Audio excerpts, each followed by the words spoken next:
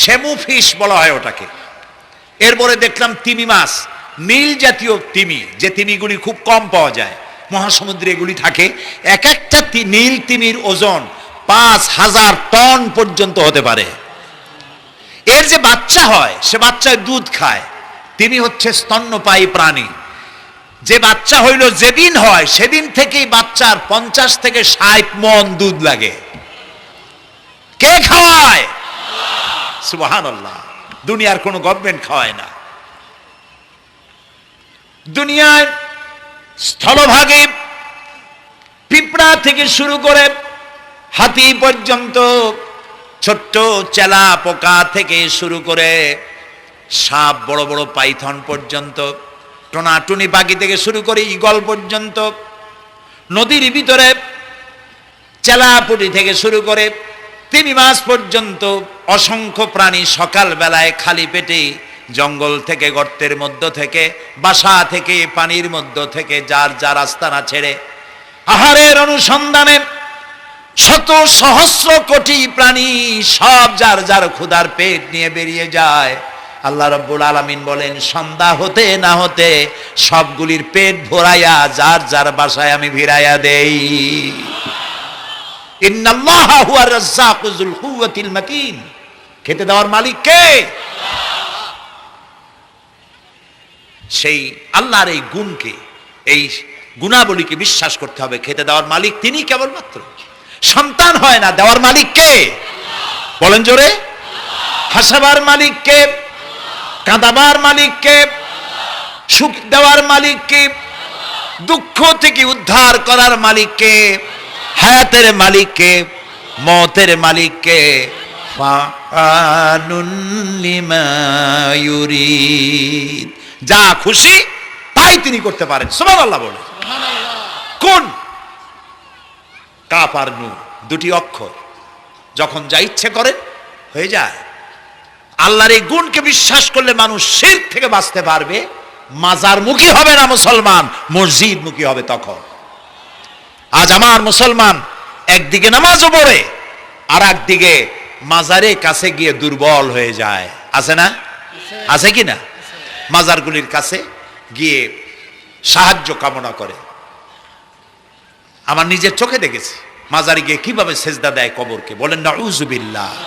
আল্লাহ ছাড়া কাউকে রুকু সেজদা করা যায় না। যা চাবার আল্লাহর কাছে চাইতে হবে। ওয়াইজা সাআলতা ফাসআলিল্লাহ ওয়াইজা ইসতাআনতা ফাসতাইন বিল্লাহ। যা কিছু চাওয়ার আল্লাহর কাছে চাও, যা কিছু বলার আল্লাহকে বলো। সব কিছু করার মালিক তিনি। সুবহানাল্লাহ বলেন। এই জন্য মাজারের সাথে মুসলমানদের সম্পর্ক হবে না, মুসলমানদের সম্পর্ক হবে মসজিদের সাথে। কিসের সাথে? বলেন জোরে। আপনি কোন অসুবিধায় পড়েছেন, মাজলুম হয়েছেন, অত্যাচারিত হয়েছেন, চাকরির সমস্যা হয়েছে, ঘরে খাবার নাই, অসুখ বিসুখ হয়েছে, নানান ধরনের সমস্যায় পড়েছেন, কোনো মাজার নয়, কোনো পীর নয়, মসজিদের ভিতরে চলে যান, উজু করে মসজিদে ঢুকে 2 রাকাত কাজায়ে হাজাতের নামাজ পড়েন। রাসূলুল্লাহর উপরে যখনই বিপদ হতো তিনি নামাজে দাঁড়ায় যেতেন। সুবহানাল্লাহ বলো। আপনি কেন যাবেন একটা কবরের কাছে? আপনার সাহায্য কামনার জন্য কোনো পীর নয়, আপনার সাহায্যের জন্য কোনো কবর নয়। সাহায্য পাওয়ার জন্য কে? আল্লাহ চান আপনার ঈমানটা খালেস হোক। আল্লাহ তাআলা এটা বরদাস্ত করতে পারেন না যে মানুষ কারো কাছে গিয়া আরেকজনের কাছে গিয়ে নতি স্বীকার করুক। আল্লাহ সহ্য করেন না। ইন্না শিরকা লাযুলমুন আযীম। শিরক হচ্ছে মস্ত বড় জুলম, অত্যাচার। আল্লাহ সব থেকে অপছন্দ করেন কোন গুনাহ? বলেন শিরক। আল্লাহ সহ্যই করেন না। কেন করেন না? একটা যুক্তিতে আসে। যারা বিবাহ করেছেন তাদের স্ত্রী যদি স্বামীর সাথে যে ধরনের হাসি খুশি প্রেমের আদান প্রদান করে, স্বামী ছাড়া যদি আরেকজন পুরুষের সাথে এরকমের ভাব বিনিময় করে, ফোনে কথা বলে, প্রেম করে, খুব সুন্দর করে ভালোবাসা দিয়ে যদি চিঠি লেখে অন্য পুরুষের কাছে অথবা প্রেম নিবেদন করে, তাহলে স্বামীদের অবস্থা কেমন হবে বলেন? এইটার জবাব দিতেও যদি দেরি হয় তো খুবই কুলক্ষণ। হ্যাঁ, ভয়ানক হবে, ভয়ানক হয়ে যাবে। নিজের চরিত্র যতই যা হোক, বউর চরিত্র ভালো চাই।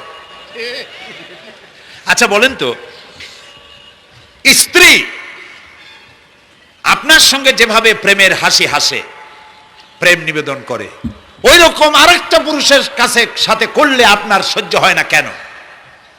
আপনি স্ত্রীর উপরে আপনার অধিকারটা কতখানি, কি জন্যে? আপনার স্ত্রীর যে হাসি, যে মিষ্টি হাসি, যা আপনার প্রাণ কেড়ে নেয়, ওই হাসিতে আপনার কোনো অবদান আছে? বলেন। তার যে টানা টানা চোখ, সুন্দর ভ্রু, মাথায় অনেক লম্বা চুল, শরীরটা সুন্দর, যৌবন, রূপ, এর ভেতরে আপনার কোনো অবদান আছে? হ্যাঁ আছে, একটু তো আছেই। আপনি যে মুখ দিয়ে বউটা হাসে, সেই ঠোঁটে একটু লিপস্টিক লাগাইছেন। যে চোখের জন্য আপনি পাগল, সেই চোখে একটু কাজল লাগাইছেন। শরীরটাকে পেঁচাবার জন্য সুন্দর একটা শাড়ি কিনে দিছেন। একটা শাড়ি দিয়ে, একটু লিপস্টিক কিনে দিয়ে, চুলের একটা ক্লিপ কিনে দিয়ে, একটা ভালো শাড়ি কিনে দিয়া স্ত্রীর উপরে যদি এত অধিকার আছে যে কোনদিন মৃত্যু পর্যন্ত কোন প্রেমের হাসি, ভালোবাসার আদান প্রদান আপনি ছাড়া আর কারো সাথে করতে পারবে না, এইটা যদি আপনার অধিকার এভাবে প্রতিষ্ঠিত হয়, তাহলে এই হাসি যিনি দিলেন, এই দাঁত, এই সুন্দর চোখ, এই রূপ, এই যৌবন যা আল্লাহ তাআলা দিলেন, তার সামনে কোনো পীর অথবা কবরের সামনে যদি হাত পাতে আল্লাহ বরদাস্ত করেন না। কথা কি বুঝে আসছে? কথা বুঝে আসছে? আলহামদুলিল্লাহ বলেন। আলহামদুলিল্লাহ। বুঝলেই আমাদের কষ্ট সার্থক। আলহামদুলিল্লাহ বলি। আমরা যেন আল্লাহরে চিনতে পারি, বুঝতে পারি।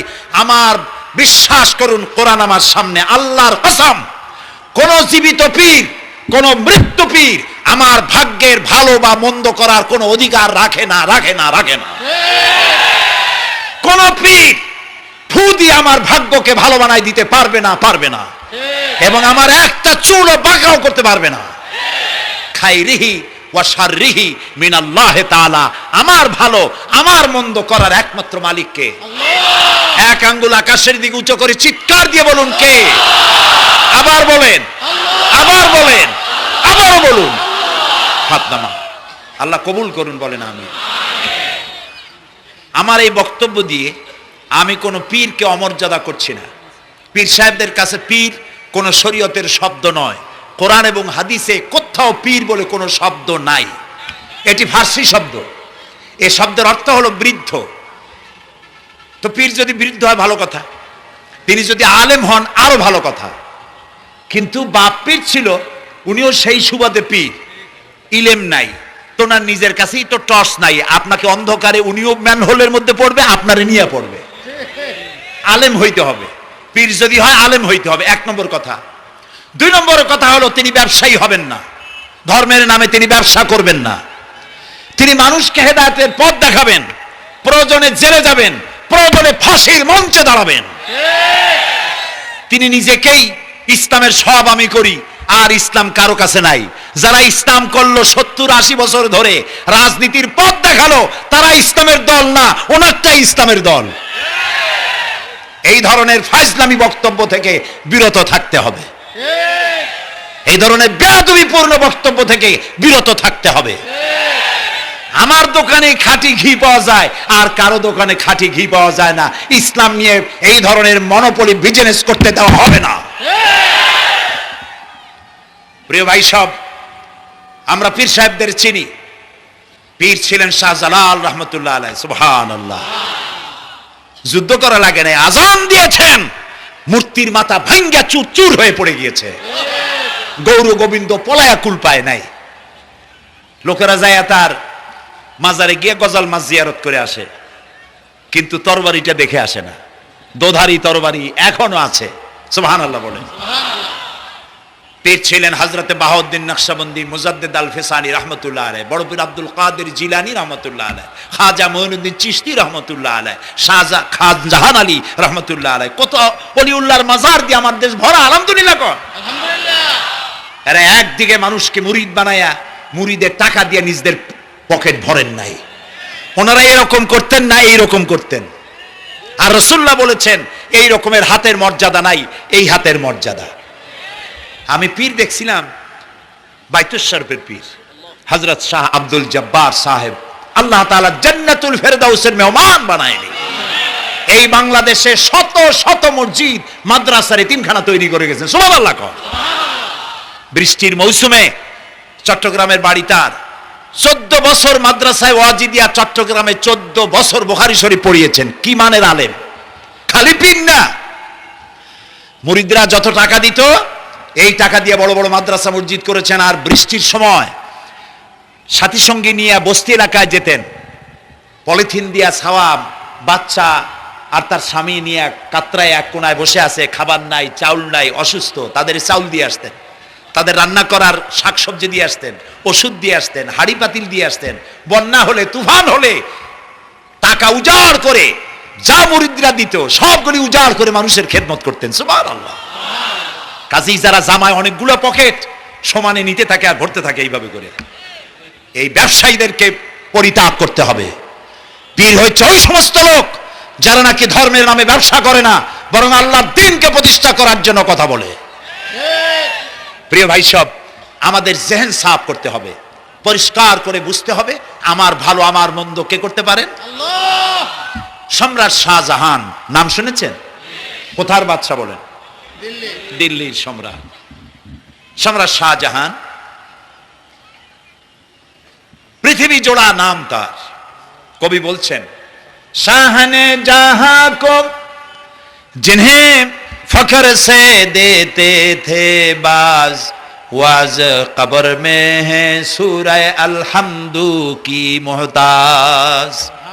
যে শাহজাহানকে কর দিয়া ট্যাক্স দিতে পারলে জনগণ নিজেদেরকে গৌরবান্বিত বলে মনে করত, সেই শাহজাহান কবরে শুয়ে আছে, সূরা ফাতিহার মুহতাজ হয়ে আছে, সুবহানাল্লাহ।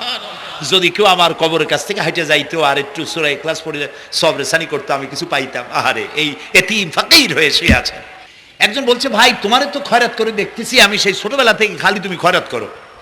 একটা জিনিস আপনারা মনে রাখবেন, গরিব, আজকে যারা গরিব পরিশ্রমের মধ্য দিয়ে কালকে তারা ধনী হতে পারে, কিন্তু যারা ভিক্ষুক, যারা ভিক্ষা করে, জিন্দেগিতে কোনোদিন তারা বড় হতে পারবে না।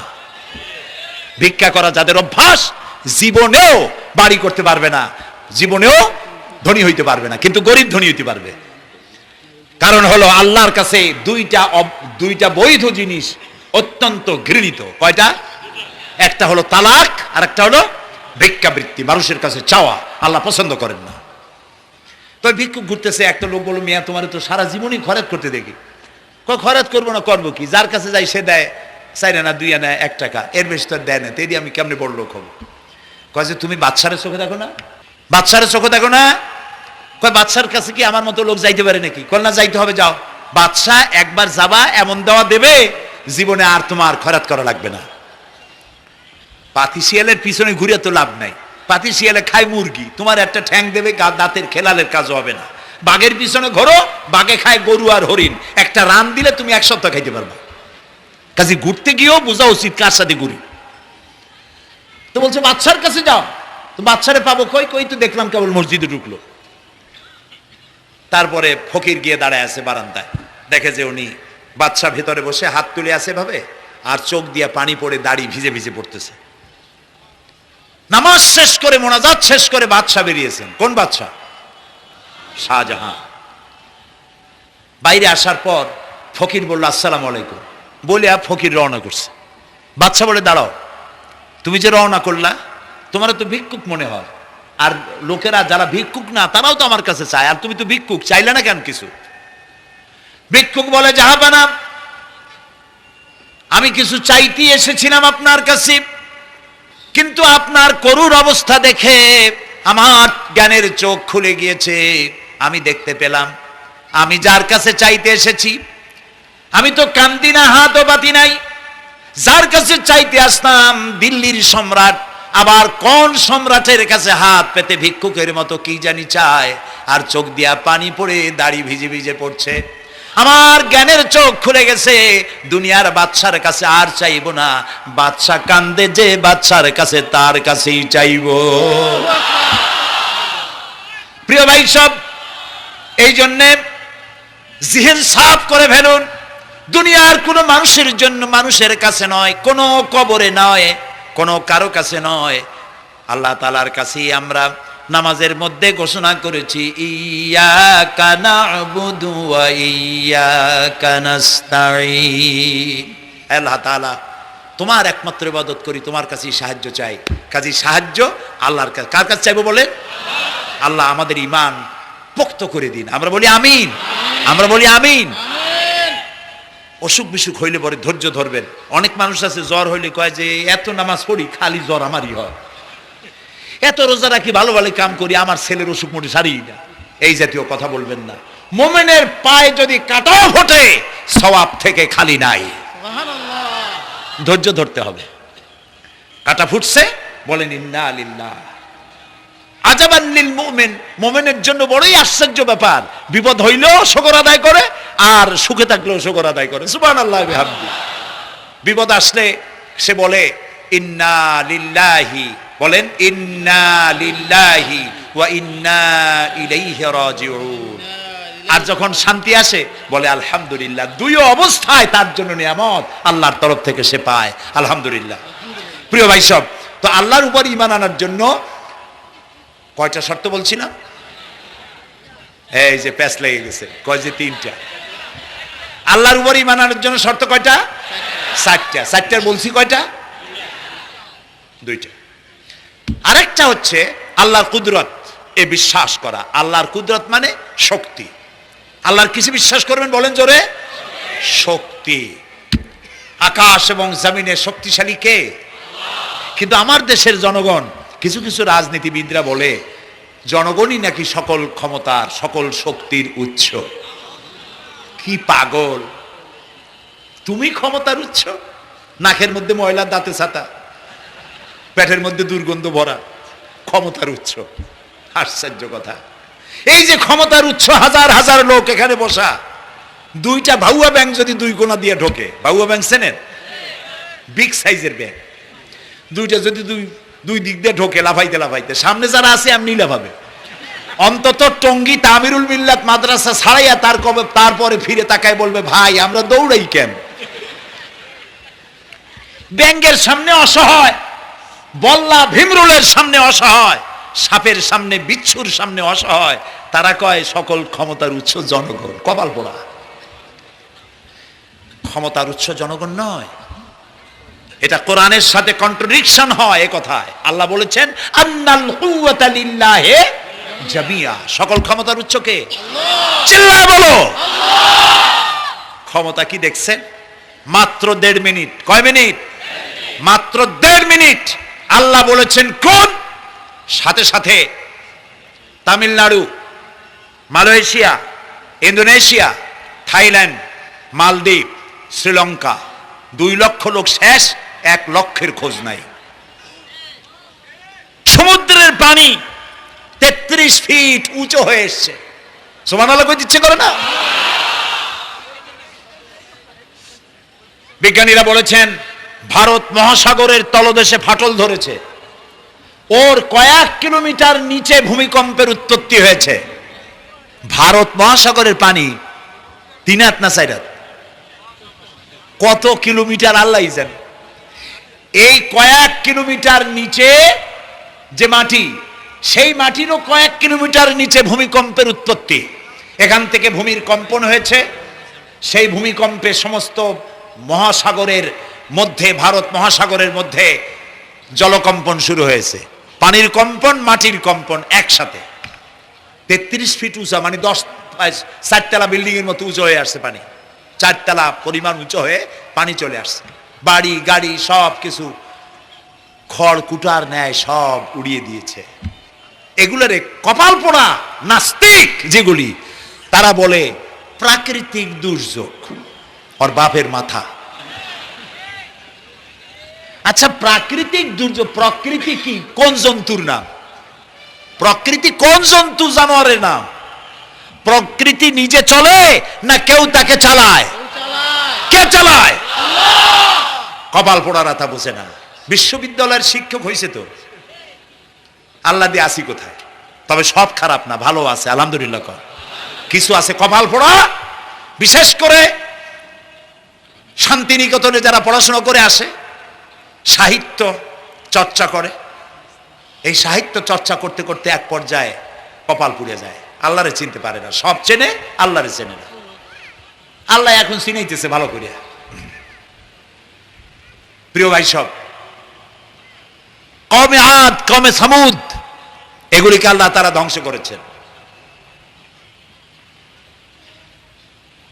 কিয়ামতের আগে এই যে 7টা আকাশ, এই আকাশ সম্পর্কে অবিশ্বাসীরা তারা বলেছে আকাশ বলতে কিছুই নাই, এটা নাকি অনেক দূরে, তাই নীলা নীলে দেখা যায়। কি কপাল পোড়া চিন্তা করেন, নীলা নীলা দেখা যায়। এই আকাশ মহাশূন্য। এই আকাশগুলিকে, আকাশ কয়টা স্তর? 7টা। এগুলি কাতাইয়ে সিজিল্লিল কুতুব। কোরআনে কারিমে আল্লাহ তাআলা বলেছেন কিতাবের পৃষ্ঠার মতো কিয়ামতের আগে একটার পর একটা ঠাস ঠাস করে পড়বে, ভেঙে চুরে চুরমার হয়ে যাবে। ওয়াইদাল বিহারু ফুজ্জিরাত, আল্লাহ তাআলা বলছেন ইদাস সামাউ ফাতারাত ওয়াইদাল কাওয়াকিবু ইনতাসারাত ওয়াইদাল বিহারু ফুজ্জিরাত। আকাশের তারকাসমূহ বিক্ষিপ্ত হয়ে পড়বে। অসংখ্য তারকারাজি, বিশাল বিশাল তারকা বিক্ষিপ্ত হয়ে পড়বে। চন্দ্র সূর্য একটার সাথে আরেকটা ধাক্কা লেগে চাঁদ আর সূর্য আলো হারিয়ে ফেলবে, একাকার হয়ে যাবে। পাহাড়গুলো উঁচু করে আল্লাহ তাআলা জমিনের উপরে আছাড় মারবেন, কালিহিনিল মানফুস, তুলার মতো উড়ে চলে যাবে। সুবহানাল্লাহ বলবা না? কত বড় শক্তি আল্লাহ পাকের। ওয়াইদাল বিহারু ফুজ্জিরাত, সমুদ্র সমূহ বিদীর্ণ হয়ে যাবে।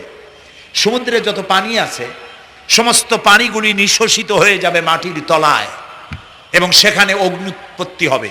কোরআনে কারিমে আল্লাহ বলে দিয়েছেন গোটা সমুদ্রগুলিতে আগুন জ্বলতে থাকবে। এগুলি কিয়ামতের আলামত। আল্লাহ পাকের অফুরন্ত মেহেরবানি। এই যে কানের কাছ দিয়ে গুলিটা চলে গেছে, কানে লাগে নাই, বাড়ির কাছ থেকে কিয়ামত হয়ে গেল, বাংলাদেশে আল্লাহ বাঁচাই দিলেন। সুবহানাল্লাহ বলো, আলহামদুলিল্লাহ বলেন। আমাদের প্রতিবেশী দেশগুলিতে যেভাবে আঘাত লাগছে, ওর 1000 ভাগের 1 ভাগের আঘাত কয়েক সেকেন্ড যদি বাংলাদেশে হতো, আমাদের সব অপরিকল্পিত শহর, রাজুক পারমিশন দিয়েছে 3 তলার, করা হয়েছে 7 তলা। এইভাবে অপরিকল্পিত যত বিল্ডিং আছে এগুলি পচা সিমেন্ট দিয়ে, পচা ইট দিয়ে তৈরি করা হয়েছে। 2-3 সেকেন্ডের ভূমিকম্প যথেষ্ট এই শহর লণ্ডভণ্ড করে দেওয়ার। অসংখ্য মানুষ মারা যাবে, অসংখ্য বাড়িঘর শেষ হয়ে যাবে। এদেরকে রেস্কিউ করার মতো মডার্ন ইকুইপমেন্টসও গভর্নমেন্টের কাছে নাই। এই জন্য আল্লাহর কাছে সেজদা দিয়া গুনার তওবা করতে হবে, আল্লাহ আমাদের মাফ করে দাও, আমার এই গরিব দেশটাকে কিয়ামত পর্যন্ত এই গজব থেকে বাঁচাও। প্রিয় ভাই সব, আল্লাহ তাআলার ক্ষমতার ওয়াজ আমি আজ করতে পারবো না, অনেক লম্বা হয়ে যাবে। কারণ আমাকে 3টা পুঁজির কথা তো কমসে কম বলতেই হবে, অল্প করে হলেও। শুনবেন তো? আল্লাহ তৌফিক দিক, বলেন আমিন। তো আল্লাহ তাআলার ক্ষমতায় বিশ্বাস করা, তার প্রচন্ড ক্ষমতা, যা খুশি তাই বলেন করতে পারেন। মরাকে জিন্দাকে মারতে পারেন, মরুভূমিতে ফুল ফুটাতে পারেন। সুবহানাল্লাহ, যা খুশি তাই করতে পারেন। এই শক্তি সহকারে আল্লাহকে বিশ্বাস করতে হবে। 4র্থ নম্বরে আল্লাহর হুকুম এবং হাকাম, আদেশ নিষেধ। আমি আল্লাহরে বিশ্বাস করি, এই কথার কোনো দাম নাই যদি তার আদেশ না মানি। এই কথার কোনো দাম নাই যদি তার নিষেধকে আমি আমার জীবনে প্রত্যাহার না করে চলতে পারি। মুসলমান বলে দাবি করার কোনো মূল্য নেই। একদিকে নামাজ পড়ি, আর একদিকে ওজনে কম দেয়, খাদ্যে ভেজাল দেয়, বেপরদা করি, মিথ্যা কথা বলা হয়, ওজনে কম দেয়, খাদ্যে ভেজাল দেয়, জমিনের আইল ঠালে আমানতের খেয়ানত করে, আল্লাহর হুকুম মানা হলো না, রসুলের আদেশ মানা হলো না। আল্লাহর উপর ঈমান আনার জন্য 4র্থ শর্ত হচ্ছে আল্লাহ যা বলেছেন মাথা নত করে মেনে নিতে হবে, বলতে হবে সামি'না ওয়া আতা'না। বলেন সামি'না ওয়া আতা'না, শুনলাম আর মেনে নিলাম। বলেন তো জোরে, শুনলাম আর মেনে নিলাম। সুবহানাল্লাহ বলেন। মুমিনেরা এই প্রশ্নই করবে না মদ হারাম কেন, মুমিনেরা এই প্রশ্নই করবে না জুয়া হারাম কেন। মোমেনারা এই প্রশ্নই করবে না জেনা হারাম কেন, একটাই জবাব, মদ হারাম কেন, আল্লাহ হারাম করেছেন তাই হারাম। জেনা হারাম কেন, আমার আল্লাহ হারাম করেছেন তাই হারাম। জুয়া হারাম কেন, আমার আল্লাহ হারাম করেছেন তাই হারাম। কোন যুক্তি নাই। যুক্তির আল্লাহর নিষিদ্ধ জিনিসে যুক্তি তালাশ করে কেবলমাত্র শয়তান। আল্লাহর আদেশ নিষেধের যুক্তি তালাশ করে কে? শয়তান। মুমিনের কাজ হলো সামি'না, বলেন, ওয়া আতা'না, শুনলাম আর মানলাম, বাস, শেষ কথা, খালাস। এই গেল, চারটি শর্ত পুরো হয়ে গেল। এই চারটি শর্ত যদি পূরণ করতে পারি তাহলে আল্লাহরে বিশ্বাস করছি এটা প্রমাণিত হবে, এটা জাস্টিফাই হবে, এটা সত্যতা প্রমাণ হবে যদি আল্লাহর হুকুম মতো। এক নম্বরে হলো, আমি আবার কথাটা প্যাকেট করে দিই যাতে করে আপনারা বাড়ি নিয়ে যাইতে পারেন। আল্লাহর উপরে ঈমান এনেছি, এই কথাটাকে কমপ্লিট করার জন্য শর্ত কয়টা? চারটা। এক নম্বরে আল্লাহর অস্তিত্বে বিশ্বাস, বলেন আল্লাহর অস্তিত্বে বিশ্বাস। দুই নম্বরে আল্লাহর গুণাবলীতে বিশ্বাস। তিন নম্বরে আল্লাহর ক্ষমতায় বিশ্বাস। চার নম্বরে আল্লাহর আদেশ এবং নিষেধে বিশ্বাস, মান্য করে চলা। আল্লাহ যেন এই তৌফিক আমাদের দেয়, বলেন আমিন। আল্লাহ রাব্বুল আলামিন দুনিয়ায় শান্তি, আখিরাতে জাহান্নাম থেকে মুক্তি দেওয়ার জন্য আল্লাহ পাক আমাদেরকে একটা ব্যবসার কথা বলেছেন। ওই ব্যবসায় পুঁজি কয়টা? বলেন। তিনটা পুঁজি। বলছি কয়টা? দেখেন যে কেমনি প্যাঁচ লাগে। বলছি মাত্র একটা, সে একটা ডাল বাইর করছি চারটা। এবার আসেন মূল পয়েন্টে। এবার দ্বিতীয় পয়েন্ট, রসুলের প্রতি ঈমান। আমরা তো রসুলের প্রতি ঈমান আনছি কিনা বলেন? রসুলের প্রতি ঈমান এনেছি। আমাদের এই ঈমান যথেষ্ট নয়, কারণ আমাদের ঈমান হলো রবিউল আউয়াল মাসে ঈমান তাজা হয়, ঠিক না? ঠিক না? রবিউল আউয়াল মাস যখন আসি, ব্যানার টানাই, শামিয়ানা টানাই, রাস্তাগুলিতে ফ্ল্যাগ লাগাই আর আলোকসজ্জা করি। মন্ত্রীরা আসেন, নেতারা আসেন, সিরাতুন নবী মাহফিলে দাঁড়ায় বলেন নবীর আদর্শ অনুসরণ করা ছাড়া উপায় নাই। অথচ ওনার পা থেকে শুরু করে মাথা পর্যন্ত নবীর আদর্শ নাই। আবার এই নেতা রামকৃষ্ণ মিশনে, রামকৃষ্ণ পরমহংসদেব তার মঞ্চে গিয়ে বলেন রামকৃষ্ণের নীতির ছাড়া বিকল্প কিছুই নেই। আবার গৌতম বুদ্ধের জন্মবার্ষিকী উদযাপনের জন্য সেখানে গিয়ে বলেন গৌতম বুদ্ধের অহিংস নীতি অনুসরণ করা ছাড়া জাতির যোগীনাথ হওয়ার আর কোনো পথ নাই। যেখানে যায় সেই জায়গার গুলি ধরে। রবিউল আউয়াল মাস আসতে পারে, আলোকসজ্জা করে, ইয়া নবী সালামু আলাইকা, ইয়া রাসূল সালামু আলাইকা। এরপরে গরম গরম জিলাপি রাসূলুল্লাহকে বুঝায় দেওয়া হলো, হে রাসূল আপনি তাকিয়ে দেখেন কত মহব্বত আপনারে করি।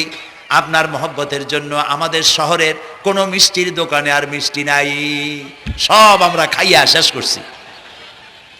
এই হলো মহব্বত। এই মহব্বতে এই ঈমানে কাজ হবে না। এই ঈমানে বলেন কাজ হবে না। কোন ঈমানে কাজ হবে? রাসূলের প্রতি ঈমানের অর্থ কি? এর অর্থ হচ্ছে নবী করিম সাল্লাল্লাহু আলাইহি ওয়াসাল্লাম আমাদের রাসূল, আমাদের নেতা। আমাদের রাসূল আমাদের নেতা, আমরা তার উম্মত, তার অনুসারী। অনুসারীর কাজ কি? নেতার পূর্ণাঙ্গ অনুসরণ করণ। রাসূলুল্লাহর আনুগত্য করতে হবে, এটা কে বলেছেন? আল্লাহ রাব্বুল আলামিন সূরা আলে ইমরানের মধ্যে বলেছেন কুল ইন কুনতুম তুহিব্বুনাল্লাহ ফাত্তাবিউনি ইউহিব্বুকুমুল্লাহ ওয়া ইয়াগফির লাকুম যুনুবাকুম আল্লাহু গফুরুর রহিম। হে নবী আপনি বলুন, তোমরা যদি আল্লাহকে ভালোবাসো তাহলে তোমার কাজ হচ্ছে, তোমরা যদি আল্লাহকে ভালোবাসো তাহলে তোমরা আমার আনুগত্য করো, আমার অনুসরণ করো। কার? রাসূলের। বলেন কার? রাসূলের অনুসরণ যদি তোমরা করো, খেয়াল করে শুনতেছেন তো? আল্লাহ তাআলা বলছেন নবী আপনি বলেন তোমরা যদি আল্লাহকে ভালোবাসো, তোমাদের এই দাবি যদি সত্য হয় তাহলে আমার অনুসরণ করো, আমার আনুগত্য করো। আমার অনুসরণ, আমার আনুগত্য করলে পরে তোমাদেরকে আল্লাহ রব্বুল আলামিন ভালোবাসবেন এবং তোমাদের তামাম জিন্দেগির সমস্ত গুনাহ খাতা আল্লাহ তাআলা মাফ করে দিবে। আমরা কি গুনাহ মাফ করাইতে চাই? বলেন চাই? আসুন রসুলের আনুগত্য করুন। রসুলের আনুগত্য কিরকম?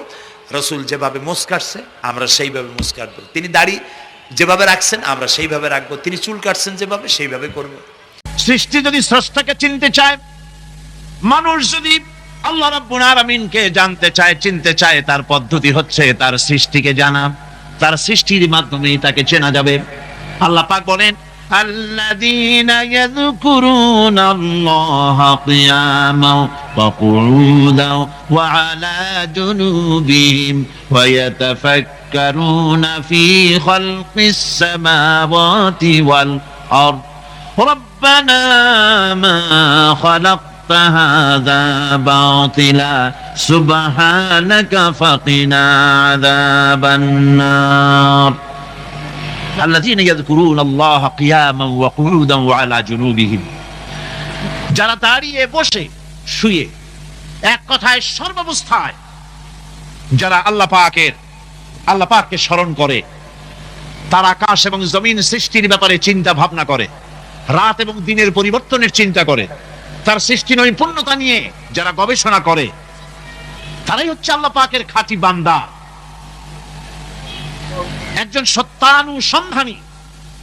চোখের সামনে যখন নিখিল বিশ্বের অনুপরমাণু থেকে শুরু করে সূর্য, চন্দ্র, গ্রহ, নক্ষত্র, বিশাল আকাশ পর্যন্ত, গাছপালা, তরুলতা, সমুদ্র, মহাসমুদ্র, পশু পক্ষী ইত্যাদি যখন তার নজরে পড়ে, তখন একজন সত্যের অনুসারী ব্যক্তি, একজন সত্যের অনুসন্ধানী ব্যক্তি, তার মুখ থেকে বেসাক্তা স্বতঃস্ফূর্ত ভাবে নিজের অজান্তে মুখ থেকে যে শব্দটা বেরোয়, সে শব্দটা হচ্ছে আলহামদুলিল্লাহি রাব্বিল আলামিন। সমস্ত প্রশংসা হচ্ছে ওই আল্লাহ পাকের, যিনি এগুলিকে সৃষ্টি করেছেন। আর তিনি কোনো কিছু কি বেকার সৃষ্টি করেন নাই, খামোখা সৃষ্টি করেন নাই। প্রত্যেকটির পেছনে রয়েছে বিরাট বিরাট উদ্দেশ্য।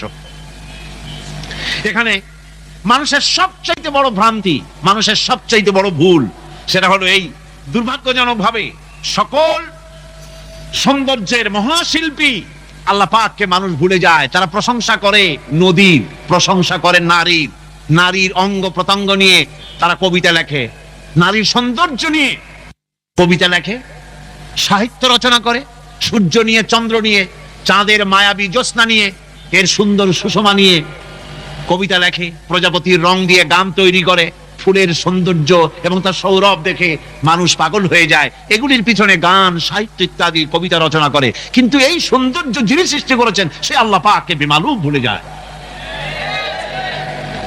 সেজন্য স্রষ্টার প্রশংসা করতে হবে। আল্লাহ পাক শিখাচ্ছে, শুরুতেই শিখাচ্ছে, আলহামদুলিল্লাহি রাব্বিল আলামিন। পড়েন সবাই, আলহামদুলিল্লাহি রাব্বিল আলামিন। এখানে আল্লাহ প্রশংসা কার বলুন? কার? আল্লাহ নয়, আল্লাহ, আল্লাহ পাকের প্রশংসা। আল্লাহ হচ্ছে ইসমে জাত। আল্লাহ কি? ইসমে জাত। কোন ধরনের অনুবাদ দিয়ে আল্লাহ শব্দের ব্যাখ্যা বুঝানো যাবে না। আল্লাহ এটাকে যদি সৃষ্টিকর্তা লেখা হয় তাহলে আল্লাহ শব্দের হক আদায় হবে? সৃষ্টিকর্তা বলতে তো বুঝাই যায়, তা তো আছে খালেক, সৃষ্টিকর্তা না, সে নাম কি? খালেক। আল্লাহ এটাকে কোনো অনুবাদ দিয়ে সৃষ্টিকর্তা বলে বোঝানো যাবে না। আল্লাহ হচ্ছেন এমন, পৃথিবীতে যত ধর্মের লোকেরা তাদের স্রষ্টাকে ডাকে, কেউ বলে ভগবান, কেউ বলে ঈশ্বর, কেউ বলে পরমেশ্বর, কেউ বলে বিধাতা, কেউ বলে গড, কেউ বলে জিহোবা। বলেন এরকম? কথা না বললে বুঝি কি বলে। এর প্রত্যেকটি শব্দের প্রতিশব্দে স্ত্রীলিঙ্গে অন্য শব্দ আসবে। ভগবান বললে কি হবে? ভগবতী। ঈশ্বর বললে ঈশ্বরী। পরমেশ্বর বললে পরমেশ্বরী। বিধাতা বললে বিধাত্রী। গড বললে গডের আসবে। এখন গড আরো বেকায়দা। গডটারে যদি উল্টায় দেন এমন সর্বনাশ হবে যা বলার মতো না। আর এই শব্দ দিয়েও বোঝার উপায় নাই যে তারা কি বলতে চায়। শব্দকে খণ্ডিত যদি করা হয় তাও বোঝা যাবে না যে কি বলতে চায়। অথচ আল্লাহ পাক হচ্ছেন, আল্লাহ পাকের নাম হচ্ছে এমন একটি নাম, আমাকে যদি কেউ বলে যে অন্য কোনো ব্যাখ্যা চাই না, আল্লাহ দিয়ে আল্লাহরে বুঝায় দেন, তো আল্লাহ দিয়ে আল্লাহরে বুঝানো যাবে এরকম কোরআনে কারীমের মধ্যে আল্লাহ আয়াতে কারিমা সেট করে রেখেছেন। সুবহানাল্লাহ। যদি আপনারা বলেন আমাকে যে আল্লাহ দিয়ে আল্লাহর পরিচয় করায় দেন, তো আমি বলবো আল্লাহ রাব্বুল আলামিন কোরআনে কারীমের মধ্যে বলেছেন আল্লাহু লা ইলাহা ইল্লা হুয়াল হাইয়ুল কাইয়্যুম। কোন সূরা আছে, কোন আয়াতে? আয়াতুল কুরসি। পড়তে ইচ্ছা করে না? পড়েন আমার সাথে, আল্লাহু লা ইলাহা ইল্লা হুয়াল হাইয়ুল কাইয়্যুম।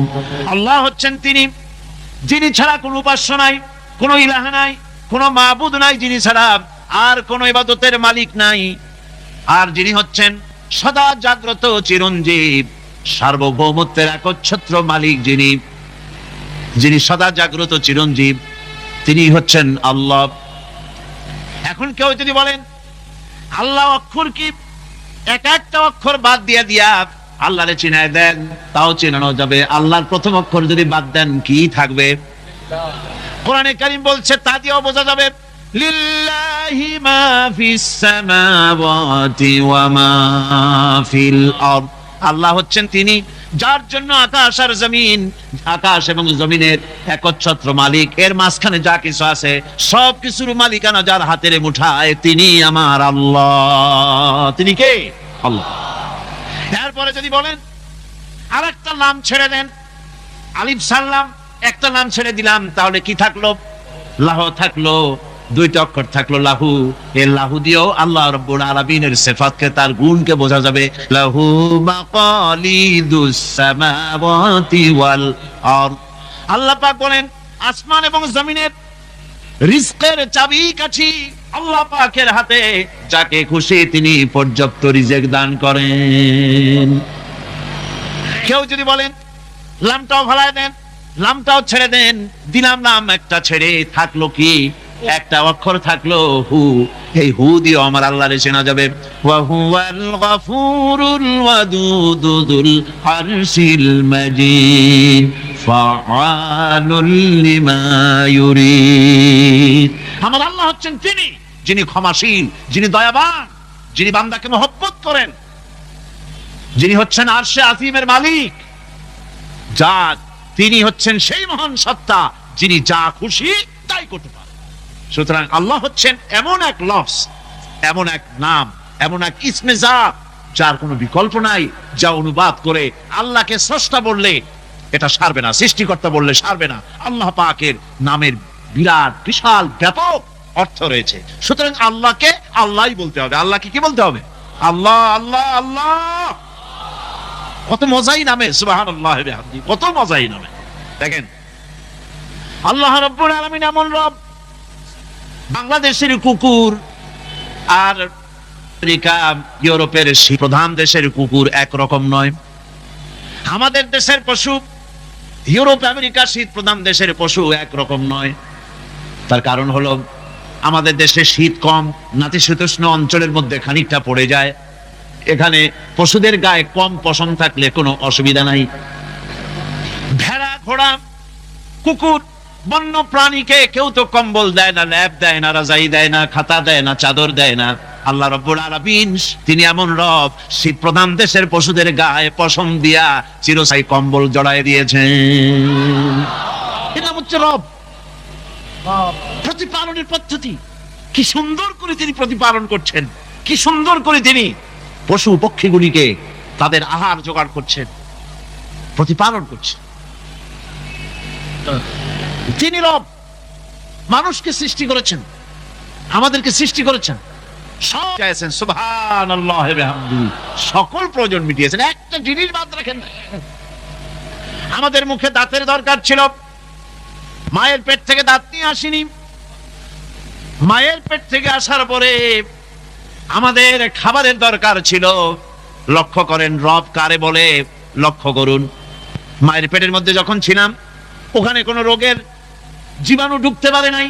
ফি করারিম মাকিন, একটি সুরক্ষিত জায়গায় আল্লাহ রাব্বুল আলামিন বাচ্চাকে রেখেছেন, যেখানে কোনো সর্দি হবে না, জ্বর হবে না, সর্দি হবে না, ব্রঙ্কাইটিস হবে না, ডায়াবেটিস হবে না, প্রেসার হবে না। মায়ের পেটের মধ্যে বাচ্চাকে এমন জায়গায় আল্লাহ যত্ন করে রেখেছেন। এই বাচ্চা যখন মায়ের পেট থেকে বেরিয়ে এলো, তখন তার পরিবেশ অত্যন্ত খারাপ। এখানে পলিউশন আছে, এখানে কার্বন ডাই অক্সাইড আছে, এখানে বিষাক্ত হাওয়া আছে, এখানে দূষিত আবহাওয়া রয়েছে। প্রতি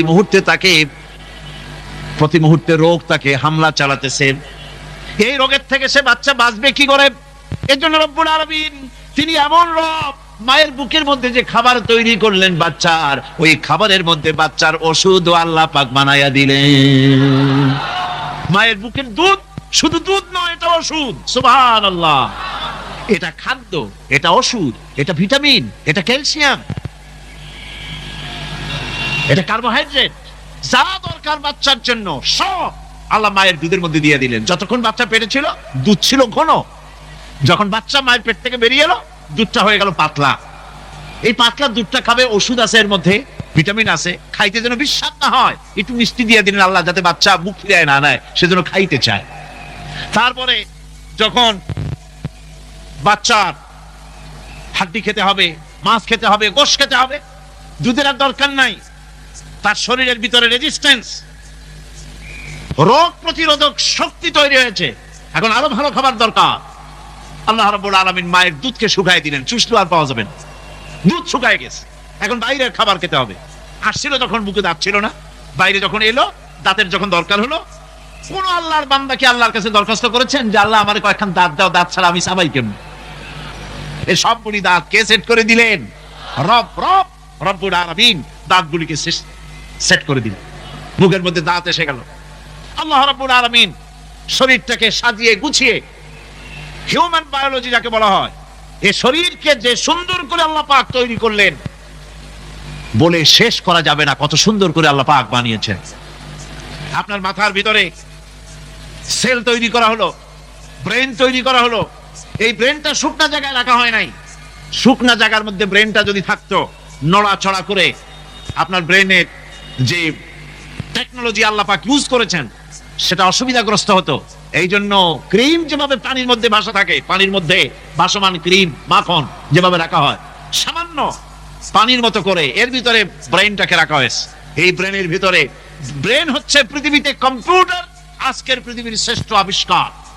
কিন্তু মানুষের মাথায় যে কম্পিউটার আল্লাহ পাক দান করেছেন, এই কম্পিউটারের সামনে দুনিয়ার কম্পিউটার এতিম। এবার লন্ডন গিয়েছিলাম, প্রত্যেক বছর 1.5 মাস 2 মাস সময় পাই, কিন্তু আপনারা দোয়া করেছেন এখন পার্লামেন্টে সময় দিতে হয় বেশি, বিদেশের সফর কমে গিয়েছে। 10 দিনের জন্য গিয়েছিলাম, ওরা আমাকে একটা ডায়েরি দিল। সেই ডায়েরিটার ভিতরে ডিজিটাল ডায়েরি, এই ডায়েরির মধ্যে তারা বলল যে এরকম, এই যে কাগজটা আপনারা দেখতে পাচ্ছেন, এই রকমের কাগজের 10 লক্ষ পাতা লিখতে যত কাগজ লাগে, এরকমের 10 লক্ষ পাতার লেখা ছোট্ট এই ডায়েরিটার মধ্যে ঢুকাই দেওয়া যায়। 10,000 টেলিফোন নাম্বারের মেমোরিতে তুলে দেওয়া যায়। এটা হচ্ছে লেটেস্ট আবিষ্কার। কিন্তু আল্লাহ পাক মানুষের যে ব্রেনটা তৈরি করলেন, পৃথিবীতে যা আছে এ সব কিছু একটা মানুষের ব্রেনের মধ্যে, সমস্ত তত্ত্ব, সমস্ত ফ্যাক্টস মানুষের মেমোরির ভিতরে ঢুকাবার পরেও আরো লক্ষ লক্ষ জায়গা বাকি থেকে যাবে, শূন্য থেকে যাবে, যা পূরণ হওয়ার নয়।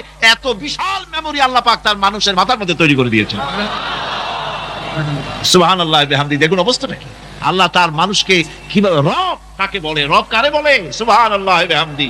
চোখের সামনে রাস্তা দিয়ে চলতে গিয়ে চোখের সামনে সাপ দেখলেন, চোখ দেখার কাজ করেছে। চোখ কি করেছে?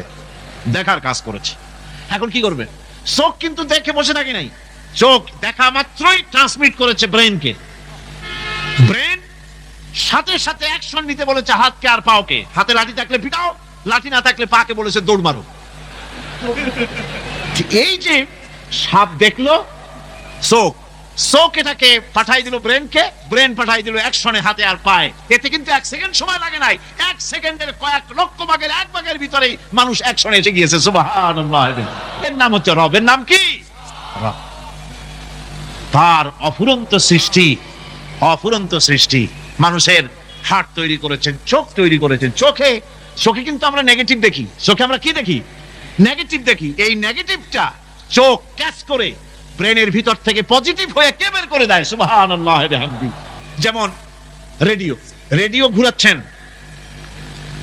9 ব্যান্ড রেডিও অথবা এর থেকেও বেশি ব্যান্ডওয়ালা রেডিও। আপনি যখন ঘুরাচ্ছেন কোন সেন্টার ধরার জন্য, অনেক সময় 4-5টা সেন্টার জড়ায় যায় না?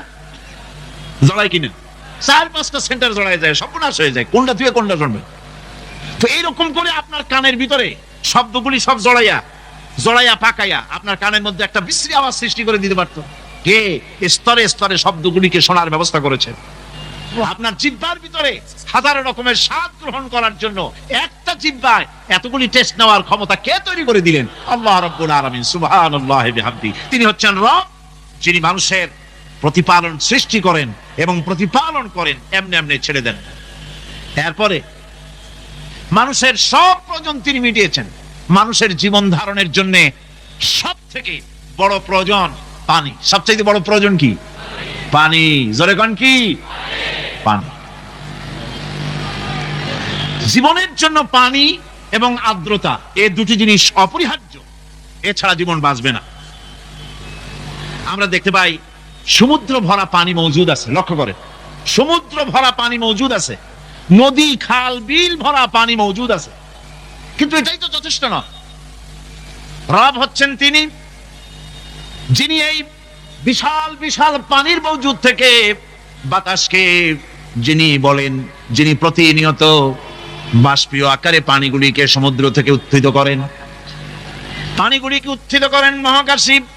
আল্লাহ পাক বলেন, আল্লাহুল্লাযী আরসালার রিয়াহা ফাতুসিরু সাহাবা। বাষ্প হয়ে পানিগুলি আকাশে উত্থিত হয় এবং মহাকাশে যাওয়ার পর এই পানিগুলি, লবণাক্ত পানিগুলি আল্লাহর মেশিনে সেগুলি মিষ্টি হয়ে যায়। জোরে কোন সুবহানাল্লাহ। পানিগুলি মিষ্টি হয়ে গেল, ওই মিষ্টি পানি আল্লাহ রাব্বুল আলামিন নাজিল করে দিলেন। এবার বৃষ্টি কণা কণা হয়ে পড়লো, ফোঁটা ফোঁটা বৃষ্টি। আল্লাহ খুঁজে দেখলেন বৃষ্টির ফোঁটাগুলি পৃথিবীর প্রতিটি কণা তালাশ করে তৃষ্ণার্ত কণাগুলিকে আল্লাহ পাক ভিজাই দিলেন। সেই জন্য তার নাম হলো রব। তিনি হচ্ছেন রব, প্রয়োজন মিটান। পানি সবচেয়ে প্রয়োজন বেশি, সেই পানি আল্লাহ পাক এভাবে সরবরাহ করলেন। জমিনের চারিদিকে নদী নালা রেখেছেন, জমিনকে আর্দ্র করেছেন, জমিনের ভিতরের পানি মিষ্টি করেছেন। টিউবওয়েল মারলে পরে, পাম্প করলে পরে ভিতর থেকে মিঠা পানি আল্লাহ পাক বের করে দেন। সুবহানাল্লাহ। এই মিষ্টি পানির ব্যবস্থা করেছেন। এরপরে তিনি ওই আল্লাহ পাক মিষ্টি পানির ব্যবস্থা করে বৃষ্টির মাধ্যমে পৃথিবীতে ফসল উৎপাদনের ব্যবস্থা করে দিলেন। সেজন্য আল্লাহ পাক কোরআনে কারীমের মধ্যে বলেছেন, ওয়াজআলনা মিনাল মাই কুল্লা শাইইন হায়্য। পানি দ্বারাই আমি সব বস্তুকে সজীব রাখি। বৈশিষ্ট্যের দিক থেকে পানির রয়েছে অনেক গুণ, আশ্চর্য গুণ। পৃথিবীর 75% হচ্ছে পানি। আকাশ থেকে অর্থাৎ চাঁদ থেকে যখন চাঁদে ভ্রমণকারীরা যখন ছবি তুলেছে, তো সেই ছবিতে ব্লু রং এসেছে বেশি, সবুজ এসেছে কম। সবুজ হলো গাছপালা, আর ব্লু হচ্ছে পানি। সমুদ্রের পানির রং হচ্ছে নীল। মানুষের শরীরের ভিতরে 60% পানি, গাছের মধ্যে রয়েছে পানি। পানি ছাড়া পৃথিবীর বাঁচার কোনো পথ নাই। আবার দেখেন, প্রচন্ড শীতের কারণে, ঠান্ডার কারণে যে সব এলাকায় তাপমাত্রা হিমাঙ্কের নিচে এসে যায়, সেই সব দেশে সমুদ্রের পানি আর দরিয়ার পানিগুলি বরফ হয়ে যায়। এই বরফ যখন হতে থাকে, তখন পানি তার নিজের তাপকে নিচের দিকে ছুটতে থাকে। উপরের তাপ বরফ হয়ে যায় ঠান্ডা, আর নিচে তাপ বিচ্ছুরিত করে দিয়ে পানির ভিতরে যত জলজ প্রাণী আছে আর উদ্ভিদ আছে, সবগুলিকে বাঁচায় রাখার ব্যবস্থা আল্লাহ রাব্বুল আলামিন এভাবে করে থাকে। এবার আল্লাহ রাব্বুল আলামিন বলছেন, এই পানি ছাড়া মানুষ বাঁচে না, প্রাণী বাঁচে না। পানি এমন এক জিনিস, এমন এক নিয়ামত আমি দান করলাম। আল্লাহ পাক বলেন, কুল আরাআইতুম ইন আসবাহা মাউকুম গাওরান ফামান ইয়াতিকুম বিমাইন মাইন। বলো দেখি, সবে শুকাইয়া যদি যায় এই জমিনের পানি, তাহলে হেথায় তটনির ধারা কে দিবে সবারে আনি। এই পৃথিবীর নদী নালা খাল বিল জমিনের আভ্যন্তরীণ দিকে পানিগুলি যদি আমি আল্লাহ রাব্বুল আলামিন শুকায় দেই, তাহলে আমি আল্লাহ ছাড়া এমন কে আছে যে নতুন করে আবার পানির আমদানি করে দিতে পারে? আছে কেউ? আজ পানির শূন্যতা আমাদের দেশে দেখা যাচ্ছে। পানি আস্তে আস্তে কমে যাচ্ছে, আস্তে আস্তে পানি শেষ হয়ে যাচ্ছে। কি কারণে শেষ হচ্ছে এবং কি হলে পানি পাওয়া যাবে পরে বলা যাবে ইনশাআল্লাহ। তো জীবন ধারণের জন্য যেমন পানির প্রয়োজন, জীবন ধারণের জন্য তেমন বাতাসেরও প্রয়োজন। পানি ছাড়া তো কিছু সময় চলতে পারে, পানি এবং খাদ্য ছাড়া কিছু সময় চলতে পারে, কিন্তু বাতাস ছাড়া তো এক মুহূর্ত চলে না, ঠিক কিনা? বুঝেন কিনা কথা? বাতাস ছাড়া এক মুহূর্ত চলতে পারে না। অথচ আল্লাহ রাব্বুল আলামিন এই বাতাস দিয়ে গোটা আকাশকে, শূন্য জায়গাগুলি বাতাস দিয়ে ভরে রেখেছেন, যাতে করে কারো বাতাসের কোনো অসুবিধা না হয়, শ্বাস করতে কোনো কষ্ট না হয়। প্রাণী জগৎকে বাতাস দিয়ে বাঁচিয়ে রাখার জন্য আল্লাহ পাক মহাশূন্যকে এভাবে সব এলাকা বাতাস দিয়ে ভরে রেখেছে। এই জন্য তার নাম হচ্ছে রব। এটাই হচ্ছে রুবুবিয়তের নমুনা। আমার ভাইয়েরা, আল্লাহ রাব্বুল আলামিন পানি দিলেন, বাতাস দিলেন, খাদ্যের ব্যবস্থা করে দিলেন। শস্য শ্যামল এলাকায় আল্লাহ পাক সব জায়গাগুলিতে শস্য শ্যামল হোক অথবা উষর ধূসর মরুভূমি হোক, সারা পৃথিবী জুড়ে আল্লাহ রাব্বুল আলামিন খাবারের দস্তরখান বিছায় রেখেছেন। ওয়ামা মিন দাব্বাতিন ফিল আরদি ইল্লা আলাল্লাহি রিজকুহা। এই পৃথিবীর বুকে এমন কোন বিচরণশীল জীব নাই যেই জীবের রিজকের দায়িত্ব আমি আল্লাহ আমার নিজ হাতে গ্রহণ করি নাই। জোরে বলেন সুবহানাল্লাহ। সব রিজেক আমি ছড়াই রেখেছি বিশ্ব জুড়ে সর্বত্র। আল্লাহ পাক বলছেন, ফালইয়ানজুরিল ইনসানু ইলা তাআমিহি আন্না সাবাবনাল মাআ সাব্বা সুম্মা শাকাকনাল আরদা শাক্কা ফাআমবাতনা ফিহা হাব্বা। আল্লাহ পাক বলছেন, মানুষের উচিত নিজ খাদ্যাদির দিকে লক্ষ্য করা, নিজের খাদ্যের দিকে লক্ষ্য করা। যেহেতু এই খাদ্য প্রতিদিন তার সামনে আসে, এদিকে তার লক্ষ্য করা উচিত। আমি প্রথমে জমিনের উপরে পানি বর্ষণ করি, পরে জমিনকে দীর্ণ বিদীর্ণ করি, এরপরে জমিনের ভিতরে উর্বরা শক্তি আমি দান করি। কে বলতেছেন এই কথা? আল্লাহ পাক বলছেন। এরপরে আমি নানান জাতের ফসল ফলন তোমাদের জন্য আমি দান করে দেই। খাদ্যের দিকে নজর করতে এই জন্য আল্লাহ পাক বলেছেন, মানুষ চতুর্দিক থেকে তো চোখ ফিরাতে পারে, মুখ ফিরাতে পারে, কিন্তু খাদ্যের দিকে তার নজর করতেই হয়। সকালে, দুপুরে, বিকালে, রাত্রে সব সময় তার সামনে খাবার আছে। আল্লাহ পাক বলেন, খাবারের দিকে একটু নজর করো, কেমন ভাবে কি সুন্দর করে খাবারগুলি তৈরি করে দিয়েছি, শুরু কিভাবে হলো, পরিপক্ক কিভাবে হলো, সেদিকে তোমরা লক্ষ্য করো। সে লক্ষ্য তো করা নাই, সমানে খায়, বিসমিল্লাহ বলেন, আলহামদুলিল্লাহ বলেন, পাইকারি দরে খাইতেই থাকে। আল্লাহ পাক বলছেন, খাদ্যাদির দিকে লক্ষ্য করো। এই যে চাউল তোমরা খাচ্ছ, আটা খাচ্ছ, গম খাচ্ছ, মাছ খাচ্ছ, গোশ খাচ্ছ, তামাম পৃথিবীর সমস্ত বিজ্ঞানীরা একত্রিত হয়ে একটা চাউল বানাইতে পারবে? জোরে কোন পারবে? না পারবে। পারবে প্লাস্টিকের চাউল, আর কলেরা হয়ে মরবে। পৃথিবীর সমস্ত বিজ্ঞানীরা একত্রিত চাউল বানাতে পারবে না, একটা ডিম বানাতে পারবে না। পারবে একটা বানাতে? পারবে না। বিজ্ঞানীদের প্রশংসা আমরা করি, হ্যাঁ করি, বিজ্ঞানীরা অনেক কিছু বিশ্বকে উপহার দিয়েছে, কিন্তু মূল রবের কাছে আমরা যাই না, তাকে চিনতেও পারি না, সেখানে যাই না। বিজ্ঞানীরা কি করেছে? আল্লাহর বানানো জিনিসগুলি তারা ডিজাইন করেছে। ডিজাইন করতে তো নিষেধ নাই, আর ডিজাইন করাই যায়, সৃষ্টি করতে পারে না। বিজ্ঞানীরা সৃষ্টি করে নাই, ডিজাইন করেছে। কিরকম? আল্লাহ পাক চাউল তৈরি করেছেন। চাউল তৈরি করেছে কে? বলেন না সবাই। এখন আপনারা সেই চাউল দিয়ে পিঠা বানান, পায়েস বানান, সেই চাউল দিয়ে বা পিঠা, আরো কি যেন খায় চট্টগ্রামে রস দিয়ে, ওটাকে কি কয়? দই পিঠা নাকি? ধোঁয়া পিঠা। সেইভাবে করে আপনি ডিজাইন তৈরি করছেন। আটা দিচ্ছে, আল্লাহ পাক আটা তৈরি করেছেন, গম দিয়েছেন, এই আটা দিয়ে গোলগোল্লা তৈরি হচ্ছে, এর দ্বারা রুটি তৈরি হচ্ছে, এর দ্বারা অসংখ্য রকমের সিমাই টিমাই ইত্যাদি দিয়ে, লাচ্ছা সিমাই, নানান রকমের সিমাই আপনি ডিজাইন করেন, অসুবিধা নাই। আল্লাহর তৈরি করা কাঠ দিয়ে ফার্নিচার তৈরি হচ্ছে, টেবিল হচ্ছে, গোষ্ঠী শুদ্ধ হচ্ছে। আল্লাহর তৈরি করা লোহা দিয়া মাইক হচ্ছে, স্ট্যান্ড গান হচ্ছে, ব্রেন গান হচ্ছে। তারপরে প্লেন হচ্ছে। তাহলে আমি বলতে চাইলাম, বুঝাতে চাইলাম, সমস্ত জিনিস এর স্রষ্টা কে? জোরে বলেন কে? বিজ্ঞান শুধু এগুলি এক জায়গায় করে অ্যাসেম্বল করেছে, এগুলিকে এক জায়গায় করে এক একটা রূপ দিয়েছে। এখানে বিজ্ঞানের কৃতিত্ব আছে ঠিক, কিন্তু আপনারাই বলেন, লোহা যদি আল্লাহ তৈরি না করতেন মাইক তৈরি হতো, রাইফেল তৈরি হতো? আর রাইফেল যদি নাই হতো তাহলে কারাগারের বন্দীগুলো মারতেন কি দিয়ে? রাইফেল যদি না হতো যুদ্ধ করতেন কি দিয়ে? ঠিক কিনা? যত মারামারি ইত্যাদি যা কিছু হচ্ছে, তো শুধু মারামারির জন্যই তো আল্লাহ লোহা বানান নাই। লোহার সবচাইতে বড় প্রয়োজন হচ্ছে জমিন কর্ষণ করা, জমিন চাষ করা। এই জমিন চাষের জন্য লাঙ্গল দরকার, শাবল দরকার, খন্তা দরকার, কোদাল দরকার। এই লোহার দাম তো আল্লাহ পাক এত লোহা বেশি দিয়েছেন, যার জন্য লোহার দাম কম। সোনা কম দিয়েছেন যেহেতু সোনার প্রয়োজনীয়তা কম, লোহার প্রয়োজনীয়তা বেশি, এই জন্য লোহা বেশি দিয়েছেন, দামটা কমে গেছে, যার জন্য আপনার আমার জন্য কিনে ব্যবহারটা সহজ হয়েছে। কথা ঠিক কিনা বন্ধুগণ? আল্লাহ রাব্বুল আলামিন এইভাবে করে মানুষের রুবুবিয়াতটা, আল্লাহ পাকের রুবুবিয়াত হচ্ছে তিনি মানুষকে সুন্দর করে সৃষ্টি করে যা কিছু প্রয়োজন সবকিছু খাওয়াচ্ছেন, দিচ্ছেন।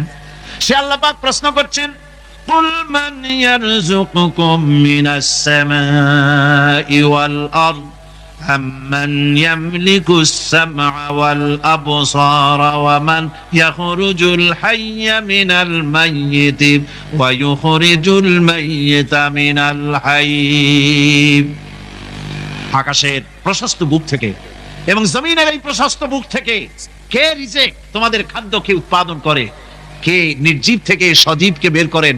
আর কে সজীব কে নির্জীবে পরিণত করেন? তিনি কে? তিনি হচ্ছেন আল্লাহ পাক। আল্লাহ পাক বলছে, এই প্রশ্ন যদি তাদেরকে করা হয় তো তারা কি বলবে? আল্লাহ পাক বলেন, ওয়ামান ইউদাব্বিরুল আমরা ফাসায়াকুলুনা আল্লাহ ফাকুল আফালা তাত্তাকুন।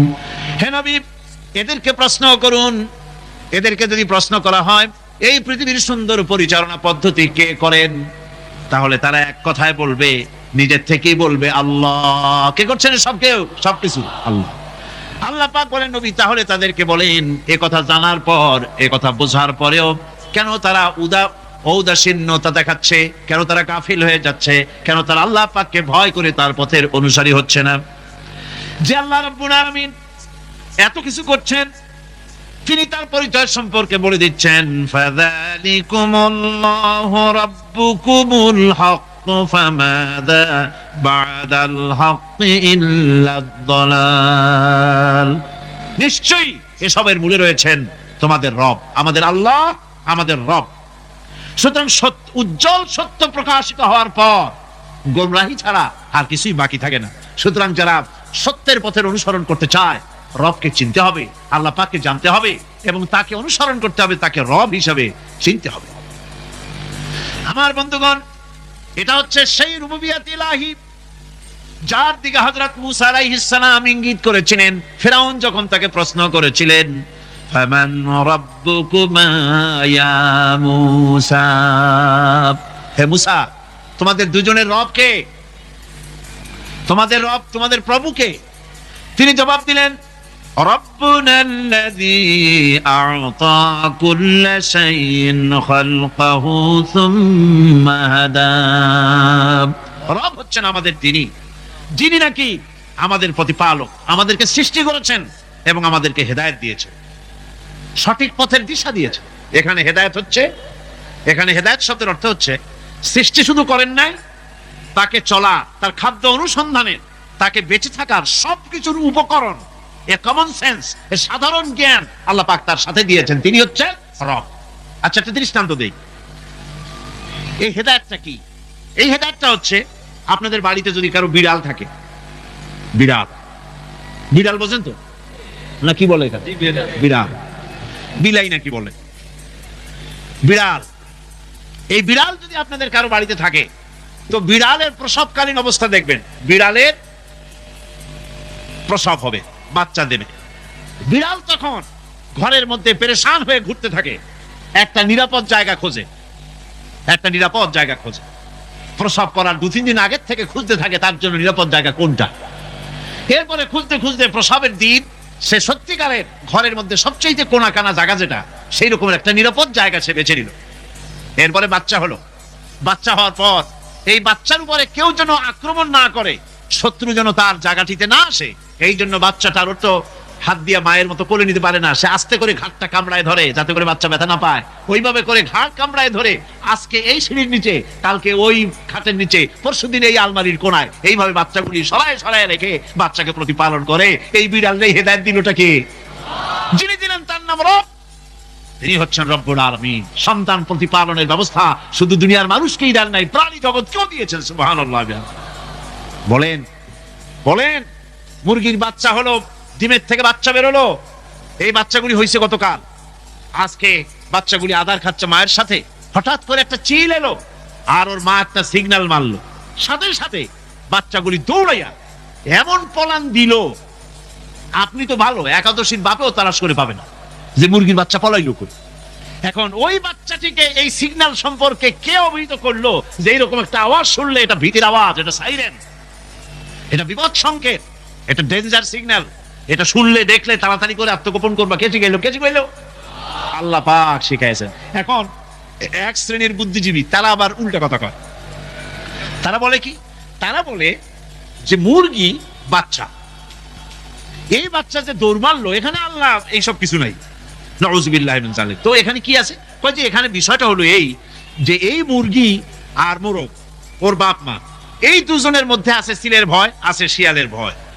ওই ভয় ওদের মধ্যে ছিল, এই মা বাপের ক্রসের মাধ্যমে বাচ্চা আসছে, কাজে ওই ভয়, বাপের যদি কোনো রোগ থাকে, মায়ের রোগ থাকে, তো এগুলি তো বাচ্চার মধ্যেও ঢোকে। তো ভয় হোক, সুখ হোক, দুঃখ হোক, এই অনুভূতি স্বাভাবিক প্রক্রিয়ার মাধ্যমে বাচ্চার মধ্যে ঢুকছে, আর সিল দেখে আবার শুনে সে আত্মগোপন করেছে।